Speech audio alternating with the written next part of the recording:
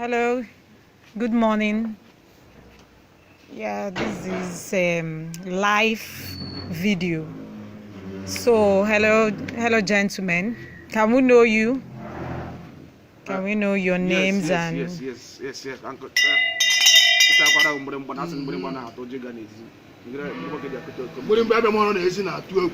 So my name is CHINEKE, aka EZIOKWU GADI. My own name is EZIOKWU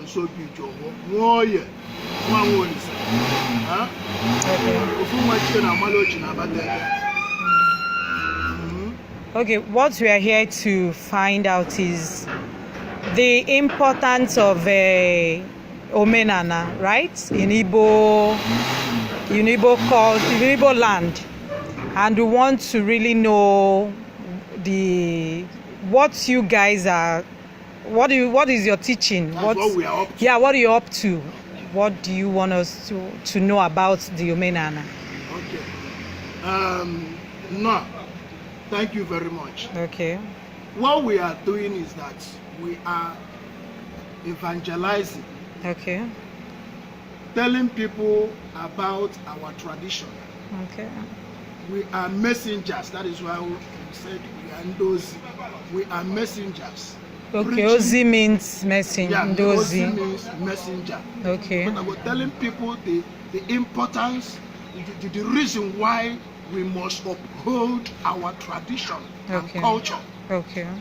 Do you understand me? Okay. Telling people the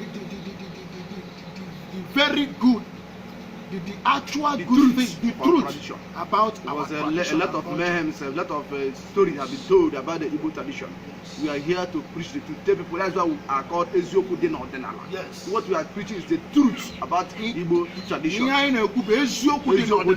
Not about Martin Luther say this, Mango Park say this, Elizabeth say that.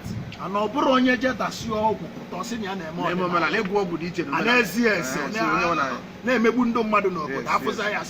those traditional people. No. Yes. Okay. That is what. Okay. From the look of things, I'm seeing a statue of Jesus Christ. So I don't know what you guys want to tell us about the picture you have with you. What does it have to do with the Omenana? So I want to really know, what is it all about? What is the picture? Yes, we have to tell people that this man is fake. Jesus Christ is fake. This man has enslaved our people mentally and otherwise. We are telling our people today that if you are giving your life to this man called Jesus, whatever you call him, whether you believe this is his picture or not, go and withdraw your life from him. Both of us, we are Christians for 30-something years, and when we discover the truth about pastors, for that matter. Yes, pastors. Yes, when we discover the truth, we have to withdraw our life, not only from Christendom, not only from Christianity, but also from Jesus Christ, because Jesus Christ has no right to arrest me again because he has no arrest warrants. Yes. So what we are telling is that we want to tell our people why they should return back to the African way of spirituality. It's just as an Igbo man, ordinarily Igbo. You understand? So I have to tell people the reason why they have to do so. Thank you. Okay, thank you. So you want to tell our people to withdraw their life from Jesus Christ. You want people to abandon Christianity to come back to Ordinala. Yes, right? That's what, exactly. So can you tell us why? Because a lot of people believes in Jesus Christ, and you should tell people, you should try to convince them why they should leave their belief to come back to Igbo tradition, Igbo culture, or whatever. So can you tell us why you want the Igbos to come back to their own tradition? Why? Yes, thank you very much. The thing there is that what we are trying to tell people is that since we left our spirituality and embraced this Christianity they brought to us from Rome and other part of the European countries, things have not been the same in our land. Okay. A lot of atrocities, mayhems. People now died at their 60, 30, 20, In the name of going to heaven. In the name of going to heaven. Before, it's not used to. It's not. Before. It's a sacrilege, abomination in our land. In our land. For a man to die at the age of 30, 40. 40.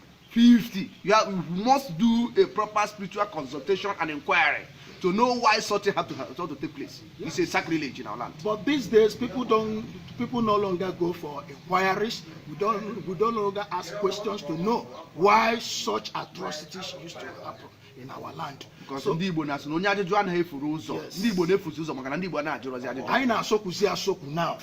The Christianity now, it makes our people so ordinary and weak. As a traditional man or as a full Igbo man, you are.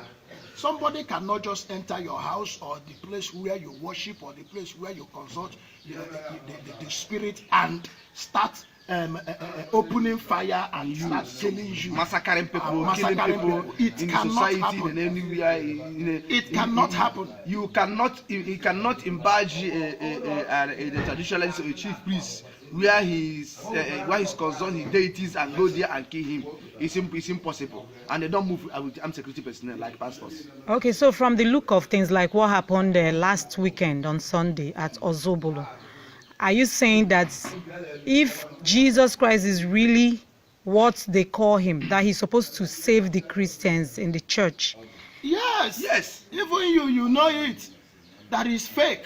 He has no power to protect anybody. He does not exist. In fact, calling that name He does not exist. You are wasting your time. The only thing why Jesus Christ is be like he exists because you are calling Jesus Jesus. If you stop it, Once you stop calling because that, when something cannot save you, when anything that cannot guarantee your safety, your protection, that thing does not exist.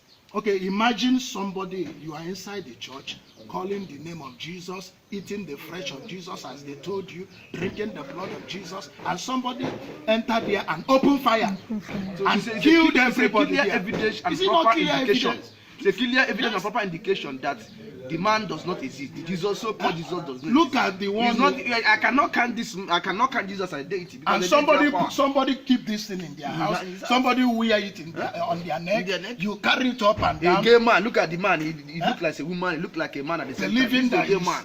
that this man here protected. A man, Caesar Borgia. His original name is Caesar Borgia, the son of Pope Alexander. They are from Spain. Somebody that killed his brother and have sex with his sister. So what kind of human being is that? And you are carrying his picture up and down. To cut the whole story short, there are reasons why we say people should withdraw their life from Jesus Christ, just as we have done. Because Jesus has no capability to save our people. At all. With every fact, he has no power. Number one, those pastors, those clergy people under the umbrella of Christianity preaching Jesus Christ, they are working with armed security personnel. If they are telling you that their Bible said that by the mention of Jesus Christ, every knee shall bow and every tongue shall confess that Jesus Christ is Lord. If they are telling you that he that is in death, he that is greater than he that is one. If they are telling you that every power on earth or heaven are given to Jesus Christ, why they can't use that power to protect themselves? Why are they being protected by armed security personnel? Armed security men. Why are they so? Somebody will sell sticker For you. Say this and that for you. Ask you to put it in your house, in your car. That is protection. But the person in the other hand, it's not living by an example. It's fallacy. Okay. So why are they deceiving? It's deception. Okay, from what you guys are doing, I can understand that there's a fact, there is a truth in it. But you know what I'm asking now is, how do you want to go about it? How do you want to convince people to come back to our tradition? What do you have the power to pull people? Because Christianities are everywhere. We are many. So how do you want to go about it to bring people back to the tradition you guys are talking about? So how do you want to do that? The truth. As we are preaching the truth now. Yes. Do you have any conviction? The fact the evidence is very, very clear. Look at what happened at TB Joshua Church. People, a house built by a so-called man of God and all that. And the house collapsed and killed so many people. Where were Jesus? Where were Jesus? Look at what happened at Oyo. Did you heard about Oyo church collapse? People were service the temple of Jesus.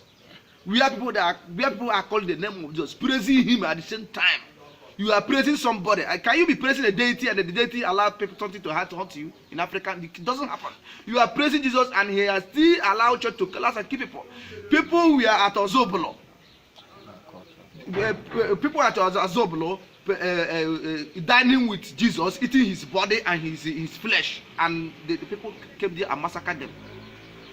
People go to so many communities, so claim suspected herdsmen has been killing Christians, burning their churches. Where is Jesus? This is a clear fact that this thing is fake. This man is fake. He does not exist and he has never existed. He has no power to save anybody. Because if he do so, pastor should be a good example by proving that he can save, by withdrawing their